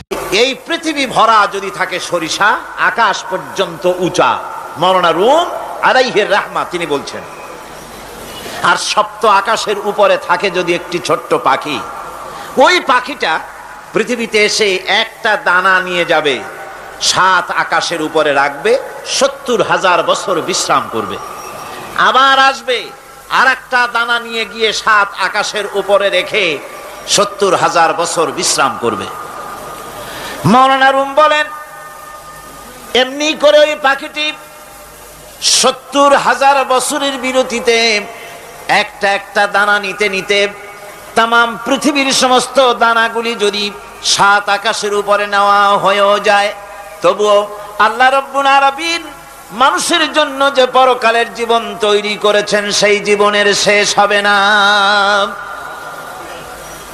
কি বিশাল, কি জীবন যার কোনো শেষ নাই। শুধু বিচারের দিনটা হবে 50,000 সানা মিম্মা তাউদ্দুন। দুনিয়ার হিসাব মতে যে তোমরা গণো, এই গণনা মতে 24 ঘন্টার দিন, 7 দিনের সপ্তাহ, 30 দিনের মাস, 52 সপ্তাহের বছর, এইভাবে করে মাস দিন যেভাবে তোমরা গণনা করো, 50,000 বছর পৃথিবীর 50,000 বছর যত বড় লম্বা, কিয়ামতে শুধু বিচারের দিনটাই হবে এত বড় লম্বা। সুবহানাল্লাহ। সুতরাং সেই পরকাল, এই পরকালের উপরে বিশ্বাস, এটা হলো সবচেয়ে গুরুত্বপূর্ণ একটি বিষয়। কোরআনে কারিমে সম্ভবত এমন কোন পৃষ্ঠা নাই যেখানে সরাসরি অথবা আকারে ইঙ্গিতে পরকালের কোনো কথা বলা হয় নাই। সম্ভবত কোরআনে কারিমের এমন কোন পৃষ্ঠা নাই। কোরআনে কারিমের ভেতরে মওত, হাসর, জাহান্নাম, জান্নাত, তারপরে সিরাত, মিজান, মানাজির কিয়ামত ইত্যাদি, অর্থাৎ মৃত্যুর পরের জীবন সম্পর্কে আল্লাহ পাক কোরআনে যা আলোচনা করেছেন, তা যদি এক জায়গায় করা যায়, তা অন্তত গোটা কোরআন শরীফের 1/3 10 পারার সমান হয়ে যাবে। এখন চিন্তা করেন বিষয়টা কতই গুরুত্বপূর্ণ, যার জন্য কোরআনে কারিমে এতটা বিরাট, কোরআনের 1/3 আল্লাহ পাক পরকাল সম্পর্কে আলোচনা করেছেন। খুবই গুরুত্বপূর্ণ বিষয়।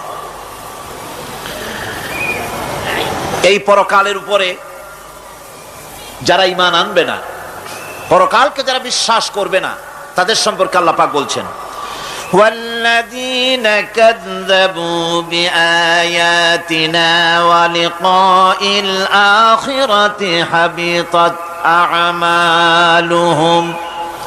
পরকালকে যারা বিশ্বাস করবে না, আখিরাতের দিনের পরে যাদের ঈমান থাকবে না, যারা বিশ্বাস করবে না, তাদের জীবনের সমস্ত ভালো কাজগুলি আল্লাহ রাব্বুল আলামিন বরবাদ করে দিবেন। তাদের জীবনের কোনো কাজের কোনো মূল্য নাই, সমস্ত কাজগুলি নিষ্ফল, বেকার, যারা নাকি পরকালকে বিশ্বাস করবে না। পরকালের বিশ্বাসটাই হচ্ছে মানুষের জীবনের সবচাইতে নৈতিকতার মূল ভিত্তি। একটা মানুষের চরিত্র ভালো হওয়ার জন্য পরকালের বিশ্বাসটা সবচেয়ে বড় জিনিস। মানুষ ভালো মন্দ, পরকালের দরকারটা কি? প্রশ্ন উঠতে পারে, পরকালটা না হলে কি হইতো? পরকালটা এই জন্য হবে, এই জন্য দরকার যে পৃথিবীতে মানুষ অনেক ভালো কাজ করে, আবার অনেক খারাপ কাজও করে, দুরকমই করে। যত ভালো কাজ করে, এই ভালো কাজের পুরস্কার পৃথিবীতে দেওয়া সম্ভব নয়। একটা মানুষ এত ভালো কাজ করলো, নামাজ পড়লো, রোজা রাখলো, হজ করলো, যাকাত দিল, তারপরে আল্লাহর দ্বীন প্রতিষ্ঠার জন্য কষ্ট করলো, জেল খাটলো, জরিমানা দিল, ফাঁসির মঞ্চে চড়লো, তার এত ভালো কাজের পুরস্কার এই পৃথিবীতে দেওয়া সম্ভব নয়। এজন্য এমন একটা সময় দরকার যেখানে এগুলির এই বিরাট একটা লম্বা সময় তাকে পুরস্কার দেওয়া যায়, সেজন্য পরকালের প্রয়োজন। আবার পৃথিবীতে এমন বহু লোক আছে যারা এত অন্যায় করে যে অন্যায়ের শাস্তি পৃথিবীতে এই সীমিত সময় দেওয়া সম্ভব নয়।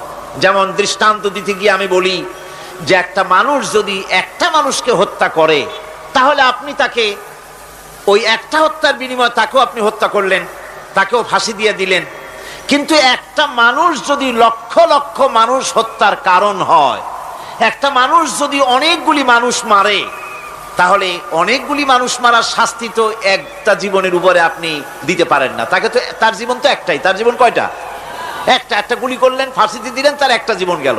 কিন্তু সে তো মেরেছে অনেক, তার কারণে তো লক্ষ লক্ষ মরছে। কাজী এই শাস্তি পৃথিবীতে দেওয়া সম্ভব নয় বলে এমন একটা জায়গা দরকার যেখানে এই ধরনের বড় রকমের শাস্তি, দীর্ঘমেয়াদী শাস্তি দেওয়া যায়, শরীরটাও সেরকমের বানানো যায়, এই ধরনের করে একটি জায়গা দরকার। সেই জায়গার নাম হচ্ছে পরকাল, সেই জায়গাটার নাম হচ্ছে আখিরাত।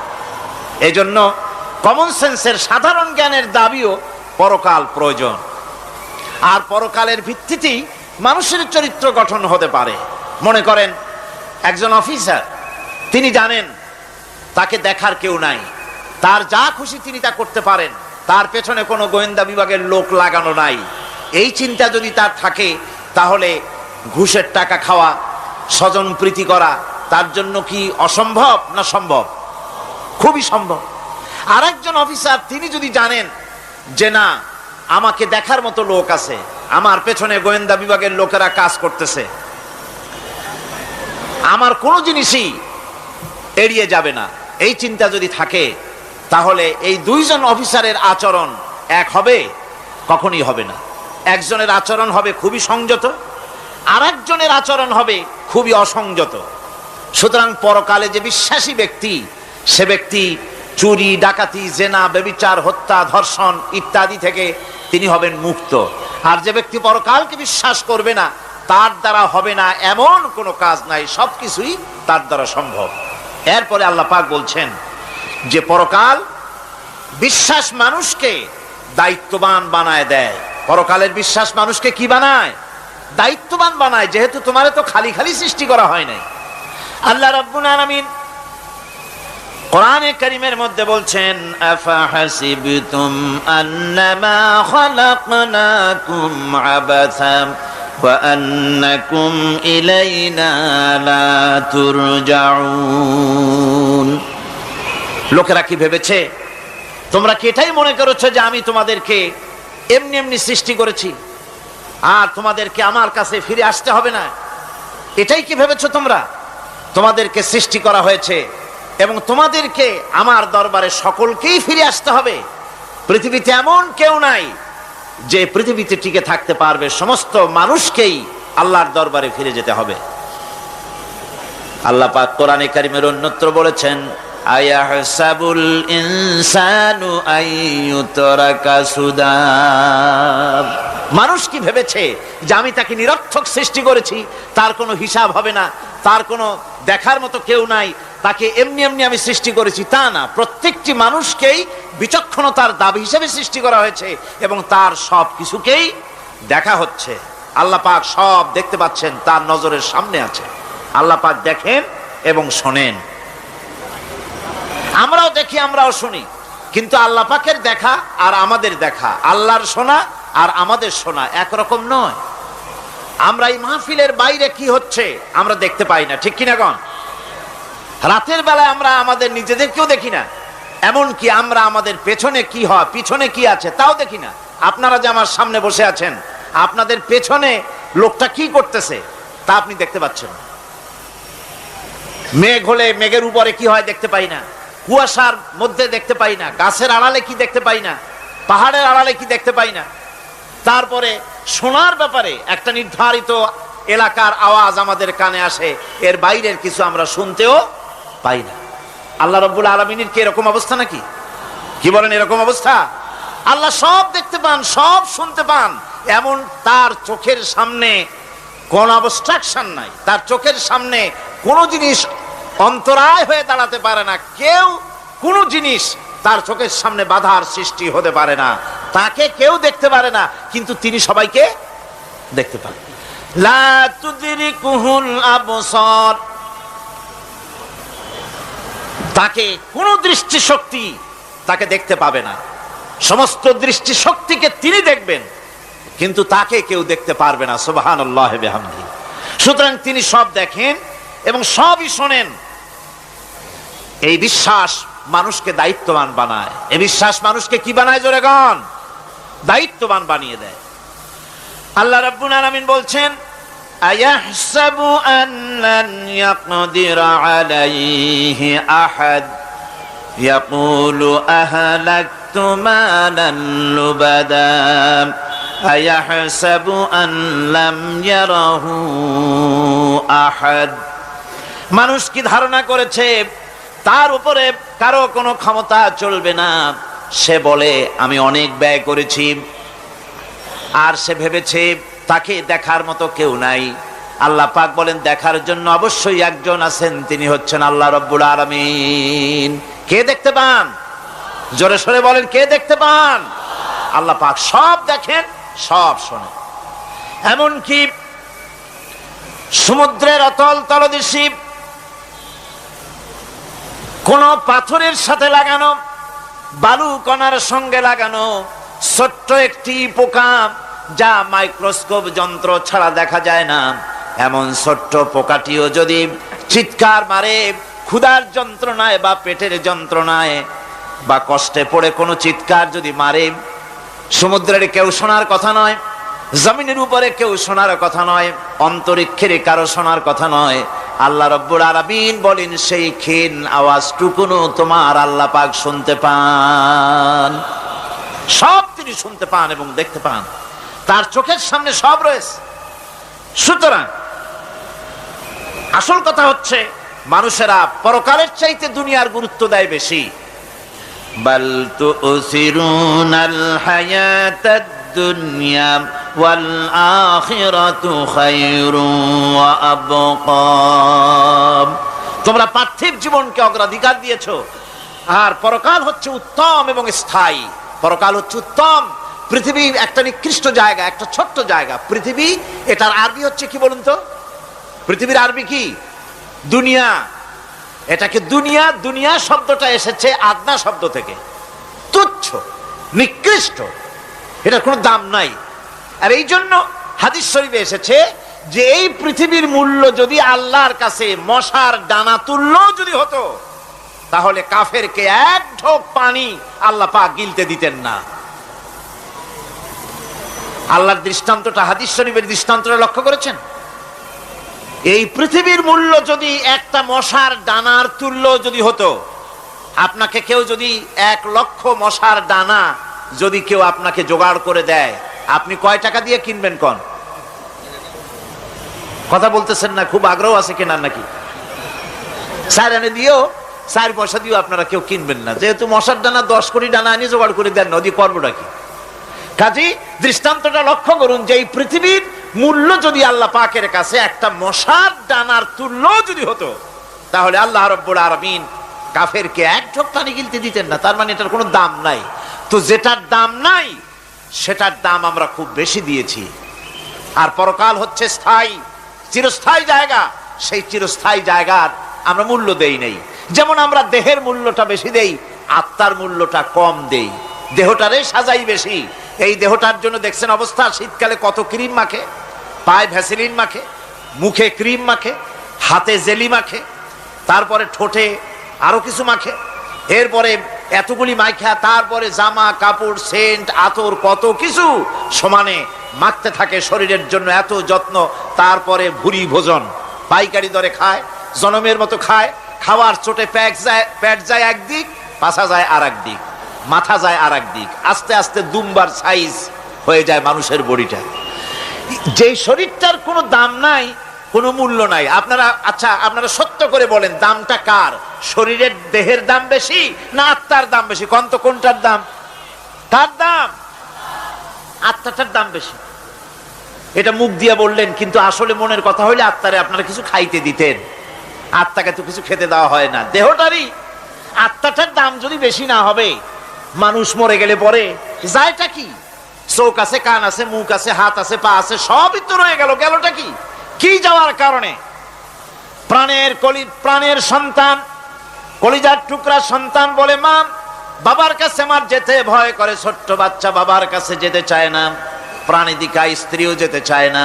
মা বাবা আত্মীয় স্বজন সবাই বলে তাড়াতাড়ি বিদায় করো, তাড়াতাড়ি বিদায় করো। কি যাওয়ার জন্য? কি ছিল মূল্যবান জিনিস, আর ওইটা যাওয়ার জন্যই পরিণতি হলো। সেটার নাম হলো রুহু। যে আত্মাটার বেশি মূল্য, সেইটার মূল্য মানুষেরা দেয় না। এই আত্মাটা কি জিনিস?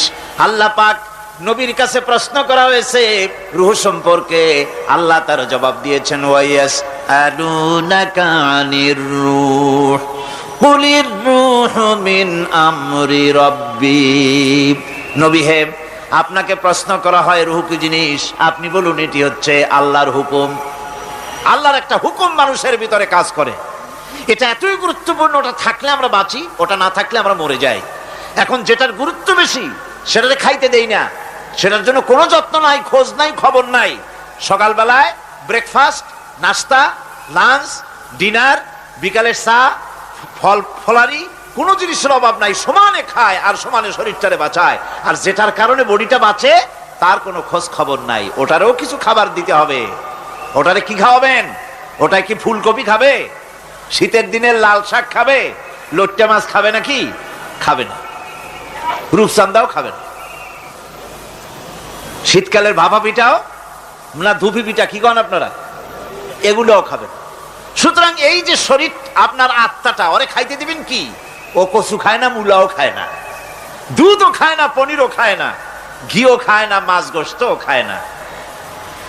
যেহেতু এই আত্মাটা এসেছে রুহের জগৎ থেকে, তাই ওর খাদ্য এই পৃথিবীতে বানানো হয় নাই। দেহ তৈরি হয়েছে মাটি থেকে, মাটির উপাদান দিয়ে, সেজন্য তার খাদ্য বানানো হয়েছে মাটির উপাদান দিয়ে। আর আত্মা যেহেতু এসেছে আল্লাহর কাছে থেকে, রুহের জগৎ থেকে, সেজন্য আল্লাহ রাব্বুল আলামিন আত্মার খাদ্য পাঠিয়েছেন লৌহ মাহফুজ থেকে। খাদ্যের নাম হচ্ছে তেলাওয়াতে কোরআন। তেলাওয়াতে কোরআন। কোরআনে কারীম তেলাওয়াতে আত্মার সমৃদ্ধি হতো। কোরআনে কারীমের তেলাওয়াত, অনুধাবন, এর দ্বারা আত্মার সমৃদ্ধি হতো। যেহেতু কোরআন হচ্ছে রুহের খোরাক, সেই খোরাক দেওয়া হচ্ছে না তাকে। কাজে আমি বলতেছিলাম যে যে জিনিসের মূল্য বেশি আমরা তার মূল্য দিতে জানি না, যেটার মূল্য কম সেটার মূল্য দেই বেশি। অনুরূপ ভাবে এই পৃথিবীর কোনো দাম নাই, আল্লাহ পাক বলছেন, সেই জিনিসটার মূল্য আমরা বেশি দিলাম, আর পরকালের চিন্তা আমাদের দিল থেকে উবে গেল। এই জন্য আল্লাহ রাব্বুল আলামিন বলেন, ইন্নাল্লাযীনা লা ইউমিনুনা বিল আখিরাতি যায়্যান্না লাহুম আ'মালাহুম ফাহুম ইয়ামাহুন।